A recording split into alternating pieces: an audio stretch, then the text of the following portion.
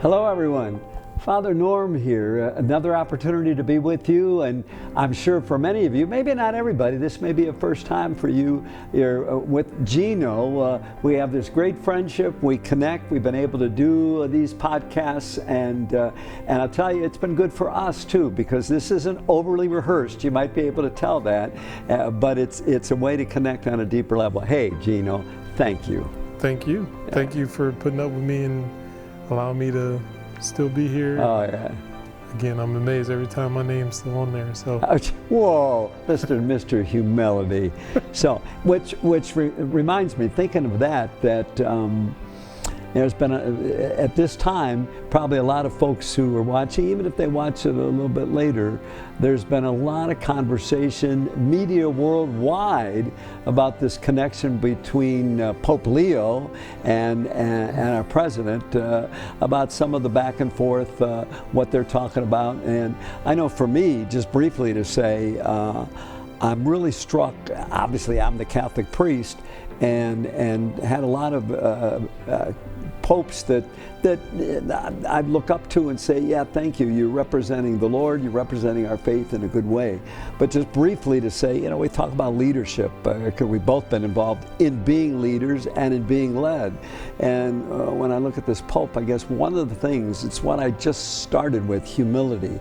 I'm just struck. The Pope, obviously, he could get caught up in that, in a big ego, because he's a worldwide figure. And yet, even in all that's going on, he always comes across in a very sincere, humble way. Not a know-it-all, or not, I'm here and it's feeding my ego. Anyway, your thoughts about that, or about anything with leadership?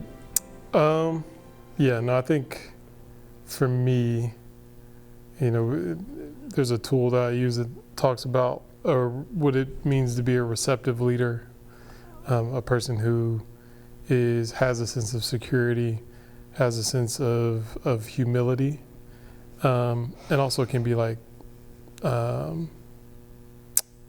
teachable in a sense.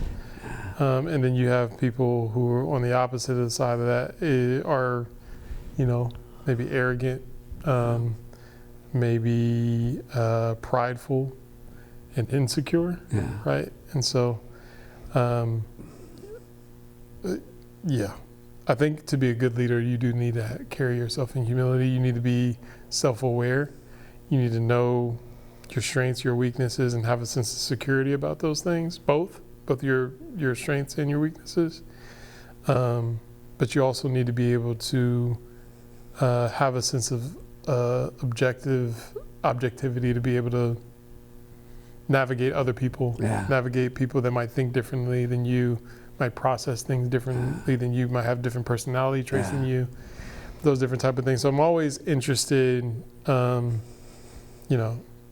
of the political implications, I'm always interested in those dynamics when these type of events happen. So it is striking, the vast differences in the approach in those conversations. Yeah. And even there, I think, with those different approaches, let's face it, in our country today, there can be very different outlooks on each of those persons and who they are and what they do and how and why they do it. I mean, I can understand when somebody, Trump, he calls it the way he sees it. He's very assertive. He gets out there and makes things happen that need to be named and wants it to go forward. Others may say, oh, he's arrogant, he's too pushy, he's not sensitive enough, he doesn't care enough.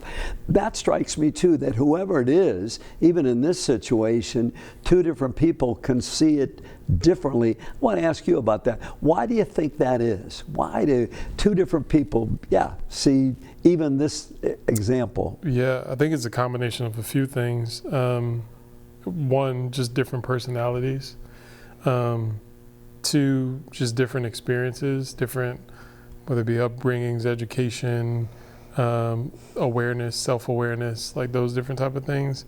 And also just personal choices. All of those things shape the outlook and how we approach, whether it be a subject, a problem, a person, or whatever. And I think that there's just natural tensions there, right? If I have a certain personality that might be way more assertive, way more outgoing, way more convincing or whatever, and I'm in a space with somebody who might be a little bit more reserved, a little bit like that might already cause some power dynamics amongst us. So you have that, then you have, a whole nother, ideology and the experiences and the things that have shaped a person's personality along the way. And then you add in like their own personal choices around the way. All those things, contribute to the output Yeah, and just thinking about that, because both of us have been in ministry, identify as strongly as Christian followers of Jesus, and of course, not to belabor this, but the Pope obviously has that role, and through his whole life has that influence, and even is conveying that influence today. I mean, whether it's Trump or other people coming as Christians, seeing it another way. But yeah, what do you think that whole Christian thing, where it even seems there Christians can be very differ, even to the point of being antagonistic, or some Christians even are hateful around seeing what it means to follow Jesus very differently? Yeah, that's interesting. So, so how deep you want to go? Hey. Oh, well, so it was interesting. I was playing around on ChatGPT, my friend, and I was trying to articulate what I've been trying to talk about a lot, and that is the evolution of Christianity from what we see in the book of Acts to what we experience now. And, there is a timeline in which the early, founders of our faith, or the founders of the church, lived in a way that didn't have a lot of imperial power, right? And along that timeline, as that movement starts to touch those places of the empire, it does start to evolve a little bit, and a lot of those Christian perspectives start to take on political ideation and political sides, to where a lot of those ideas start to drive things that are not Christian at all. And I think we find ourselves way on the other side of that timeline, in basically almost like a mixed bag of all of those influences, with a desire, I think, a genuine desire to get back to the faith that we all profess and we all read about, but I think heavily influenced by a lot of the imperial, evolution of what the faith has become. And so it's, Frederick Douglass says it in his book, but he says that there's two Christianities, right? And I think that that's what we find ourselves in, even in, at least in our current country, is there's this sense of two different ideologies when we talk about Christianity, and one has to ask the question, like, are they both Christian, or can we make the claim that either one is Christianity at all? And so that makes it very, very hard for the average person who finds themselves born into, or at least born and exposed to, this mixed bag of all of that, and trying to discern what is good, what is bad, what is nationalism, what is Christianity, what is for the country against Christ, what is for Christ and against the country. Like all those different things start to kind of play out, I think, in the practicals of our everyday life and our everyday culture and all those things. So yeah, so again, being in a pastoral role and counseling, and also leading a community organization, when people talk to you and say, hey, give me some simple understanding? I'm really trying to take following Jesus seriously. Maybe I've just recently come to a deeper sense of his presence in my life. I'm starting to read scripture.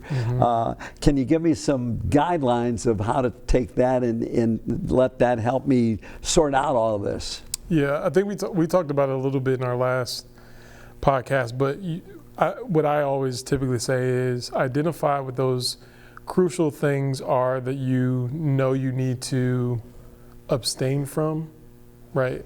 And I take this from the, basically the result of the council in the book of Acts, where they basically give these 3 main instructions and say, like, you follow, don't be sexually immoral, don't eat food sacrificed to idols, and stay away from idol worship, right? Essentially, that's what I would usually give people the advice of, like, hey, like, stay away from these things, keep reading your Bible, but lean into that sense of good that you're feeling, that you're called in to do, like, because really, I think when we start talking about discipleship, because that's what we're really getting to, is like, if we're making disciples, it is, at the heart of it, it is trying to help an individual cultivate their inner ear, to be able to hear what it is that the Holy Spirit and God is calling them to. And that is transformation, it's sanctification, it's all those different type of things. But if you don't handle it in a way that the person has capacity for, you will overwhelm them, and oftentimes they, retract, go backwards, whatever.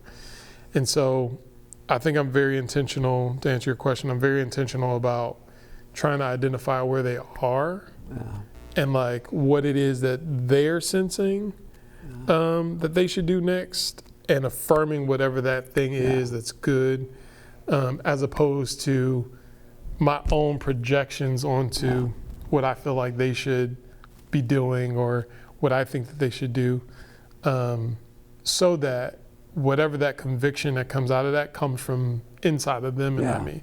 Because if it comes from them, they're more likely to sustain that than if it comes from me and I'm just giving them another rule to follow.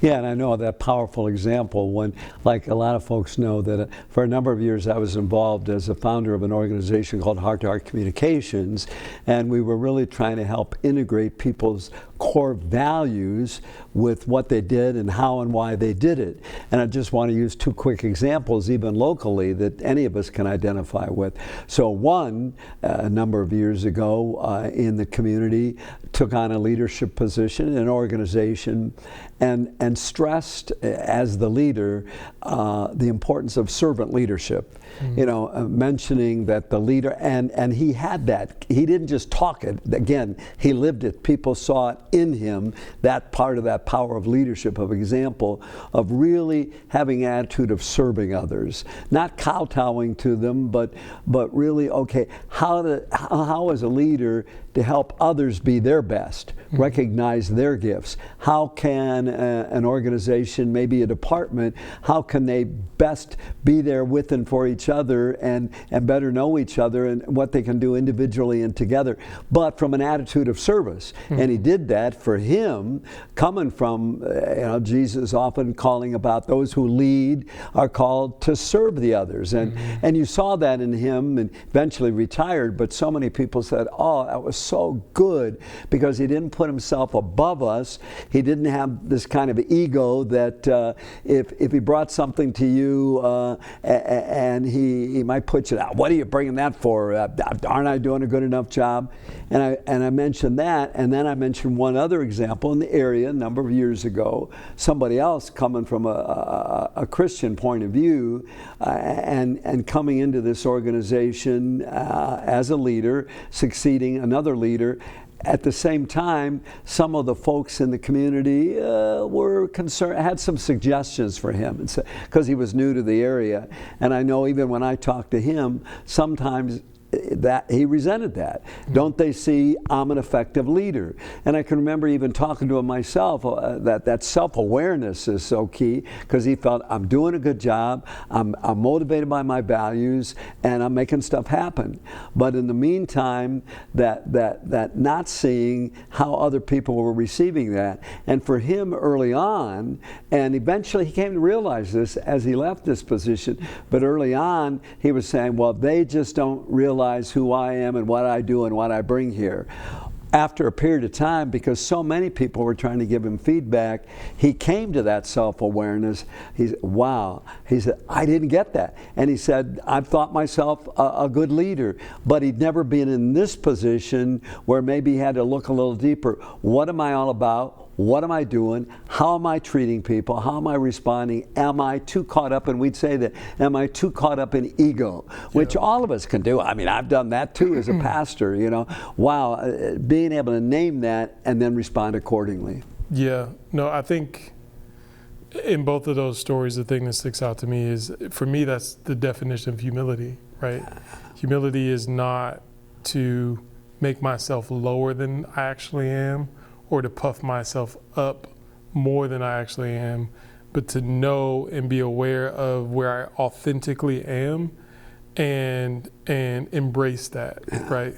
One of my favorite scriptures about that is Philippians chapter 2, which, paraphrasing, says, Paul says, take Christ, who is the perfect illustration of humility, and the fact that he is God, and he carries the very essence of God, but did not equate equality with God something to be grasped, but he rather emptied himself. In the Amplified version, it says that he had no fear of losing anything.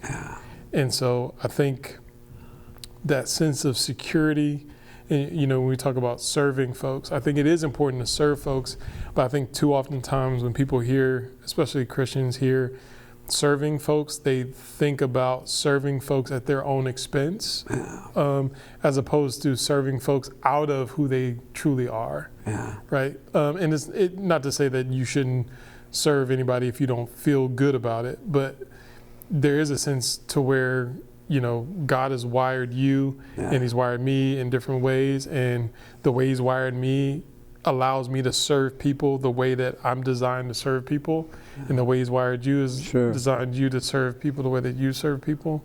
And so there is a sense of humility that we should carry in that, and if we don't, it can lead into some things that are unhealthy for us and for the people that we're actually trying to serve. There's a book called The Three Passions of the Soul. It's one of my favorite books. And he talks about, regardless of what we believe, what religion you ascribe to, whatever, at the soul level, we all want three things. We all want a sense of being able to be completely ourselves and authentic and naked almost, and accepted. We want to be naked and know that our lives are significant, and we want to be ourselves and know that we're safe, right? And those things, I think how those things tie us back to God is that God is love, and love is the unconditional giving of acceptance, unconditional giving of significance, and unconditional giving of security. But that comes, or should be, internal. And if it's not internal, or we don't feel like or realize that that is something internally, and it comes from internal, we make peace with the internal sense of acceptance, significance, and security, we will look outside of it. And for some people that's social media, for some people that's ministry, right? I know tons of pastors who have tied their identity into what it is, the ministries that they were able to achieve, or the tenure of time that they've been able to serve, or all those different type of things. But if that's not coming out of a sense of humility and authenticity of who you are, you can run the risk of investing a lot of your identity into something that is external, that when or if those things are ever taken away, folks might be in an identity crisis because they've identified themselves with what they do as opposed to Yeah. Yeah, for example, for me, when I think back to that first person, a servant leader, you could see that he had an in-depth core sense of himself as God calling him and influencing him in what he did and how he responded to people. Mm-hmm. So that I getting to know him, when people criticized or people brought up ideas or people were upset about something, he could listen to that.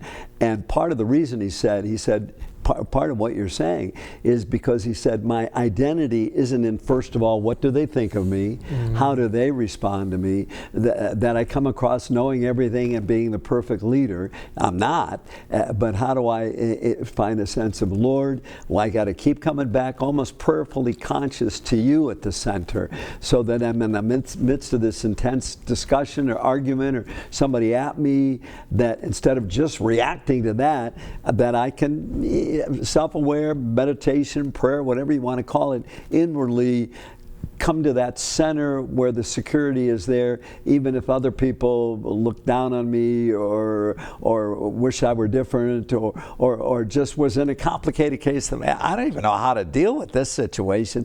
But Lord, if I'm centered in you, however I do it, I don't have to get all worried that my whole sense of self is going to be lost because I haven't taken the right direction for most people. Yeah, I think that self-awareness piece is huge. Because it is at the core of it.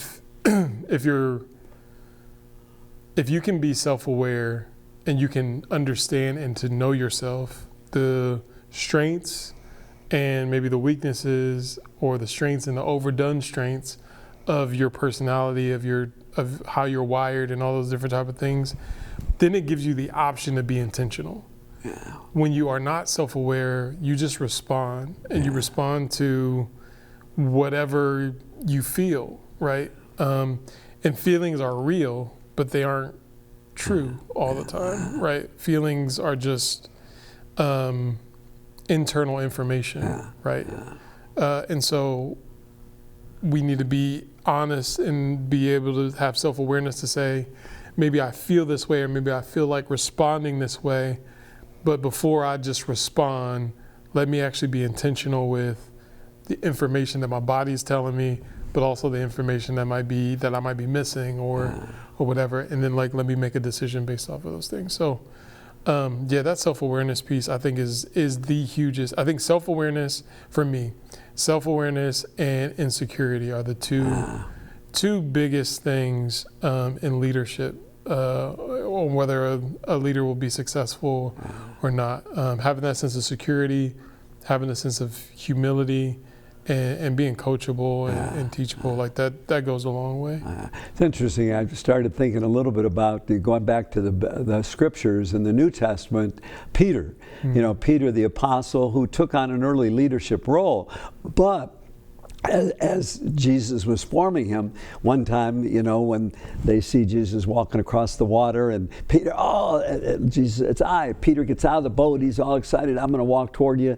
Then all of a sudden he looks down, notices the waves, and Jesus had to rescue him because he lost his focus on that and on, what's going to happen to me here? And then another time, obviously, a lot of people who come out of the Christian faith know that even at the Last Supper, Peter saying, hey, I'll be with you there no matter what. And then the Lord saying to him, hey, I understand 3 times you're going to deny me. Whoa, not me, Lord. I would never do that. And then he did. And then we know after that he was so guilt-ridden and weeping and so forth and wasn't even at the cross. And when Jesus came in his risen glory, I'm sure Peter thought, he's going to chew me out. He's going to put me down. He's going to say, you're worthless.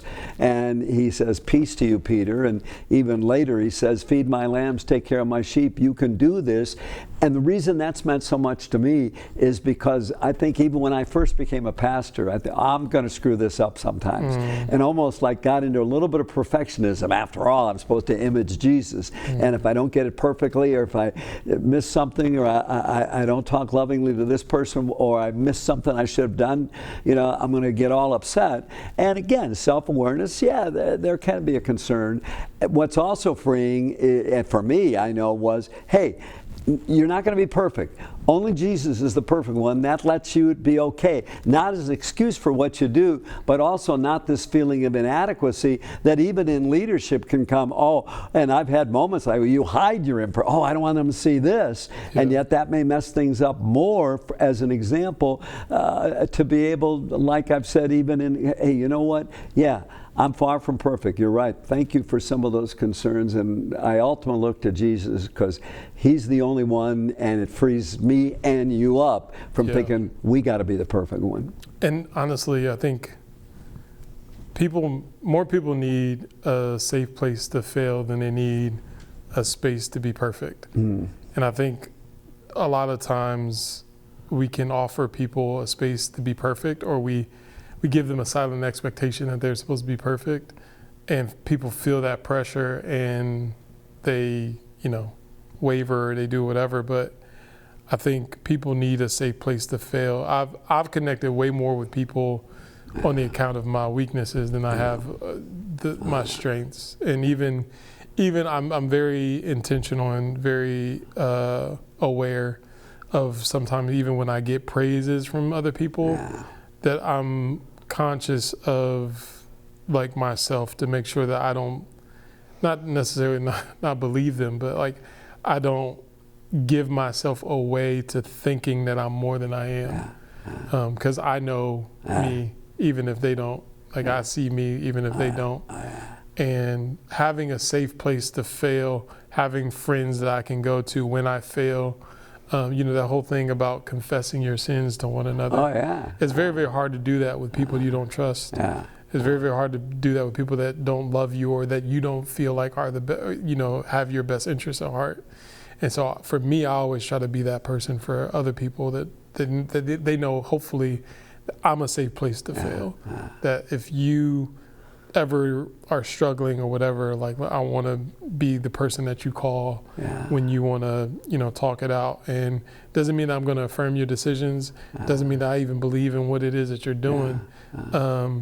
But I want you to feel like I'm going to say something that's going to be in your best interest. And you know that not only because of my instruction, but because of the relationship that we built on the front end of that. So I may have shared this before in a previous session, but I know for me, some of the compliments I get, Father Norm, you're a great preacher. Oh, Father Norm, you're so warm and caring toward people, and even then I may make a little comparison. How come your classmates aren't quite like that? So that could build me up. And maybe it did initially, but even I'm so grateful for this because I self-aware, I really believe this, and I convey it, not just to some nice slogan, that anything like that is grace. A lot of the fact that I'm a good communicator, that I have a warmth and a caring with people, yes, you have to hone it, but it is grace. So that helps me, because I can have moments where I get puffed up and I realize, hey, Lord, no, it's you. I need to let you work through me, but it's you working through me. This is not building up my ego. Oh, look, I'm the greatest priest in North Akron or North Hill or Akron area. So, nope, you have gifts, other people have other gifts. So it puts me in our place, not to put me down, say, oh, I'm not that talented, but also not to puff me up. Oh, look who I am. Yeah, I always say, like, I try to hold everything with open hands. And so, like, if you get the illustration of, like, if I have open hands and God gives me a gift or gives me the gifts that I have, whether it's great communicating, whether it's whatever those things are, he puts it in my hands. Like, from the outside, people just think I possess it. From the inside, I always know that, like, I hold those things because of grace. And at any time, God can take those opportunities away. God could take my speech away. God could take all those different type of things away. And that means that if I can't put my identity into my gifts, because if those things are taken away, then what am I left with? So I have to figure out who I am apart from my gifts, and to understand that those gifts are given by grace, and that grace might change, that like that wiring might change, that my desires might change, that my perspectives might change. And so having that sense of value, internal value, and love for God, love for myself, and love for other people is crucial in how you navigate leadership. I know we got to end here. Just want to make one quick illustration of that. I may have mentioned here, you obviously know it. People tease me about it. I'm 79, which people keep reminding. You're in your 80th year. And one of the things I had to deal with, you may have to someday too, 50 years from now, of course, that I don't have the same. I've always been people, oh man, Father Norm, you have such high energy. You do so much. This is all good. Well, my energy isn't quite as high. And part of that, I realize that as I'm changing and aging, hopefully gracefully, that, you know what, maybe I would too attached to that. Letting that go, I'm not always going to have that, and that's okay. And the Lord's going to use me with this energy level or these gifts. And instead of looking at certain things where I got complimented and it's not happening anymore, I can have that moment. Ego can say, gosh, I used to be able to do all this. And then the Lord breaking through eventually and saying, wait a second, right now the greatest thing you can do is show what it means to be you in an aging way, still being faithful and loving and knowing your security and identity isn't found in how active you are and how you're all over the community, but in who you are in the Lord and who other people are. So hey, thanks. I know we got to end. You want to make any closing comment? No, what I'm getting is, I remember this real quick story. There was when I was growing up, there was a kid who was born, one of my grandmother's friend's grandchild, and he was born, I believe, without a brain stem in his brain. And so he was nonverbal, and they said that he was only going to live like 6 months or a year or something like that. And he ended up living all the way up till 13, but he never spoke a word or anything. And they had his funeral service, and his funeral was packed. There was so many different people. And so here's a person who never spoke a word, never had the ability to actually do anything for anybody, but had that big of an impact on everybody. And so just because, I say that to say, the gifts that we typically think of are not always the gifts that God uses to impact people. And so regardless of who we are, regardless of our abilities, regardless of what culture and society highlights or what gifts culture and society highlights, God has put something in us all that he wants to use. And so well, hey, thank you. One word I'm thinking of, vulnerable, where a leader can be vulnerable in that way. And when that's true for me, I'm freed up, and that is a better influence on others. Yeah. Another word for vulnerability is honesty. Yeah. To be honest, and I think that goes a long way. Well, you know what? Honestly, I like connecting with you. I didn't even have to lie about that. Oh, okay. I was just making sure. Hey, thank you. Yeah, no, I appreciate you. Thanks for being with us again. Yes. Till next time.